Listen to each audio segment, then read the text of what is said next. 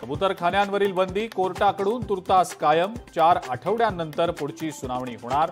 20 तारखेपर्यंत तज्ज्ञांची समिती स्थापन करण्याचे निर्देश।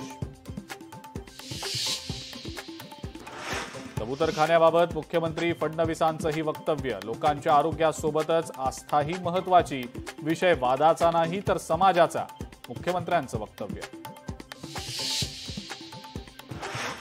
जैन समाजानं आतापर्यंत कधी शस्त्र हाती घेतलेलं नाही, उचलणारही नाही, मराठी लोकांची भावना दुखावल्यास माफी मागतो, जैन मुनींची प्रतिक्रिया।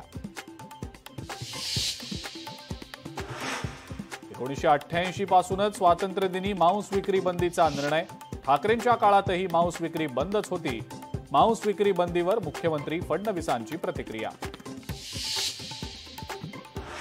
मुख्यमंत्र्यांनी मांस विक्रीचे आदेश मागे घ्यावे, मांस विक्रीच्या बंदीच्या मुद्द्यावरनं संजय राऊत आक्रमक, बाजीराव पेशवेही मांसाहार करत होते, राऊतांचं वक्तव्य।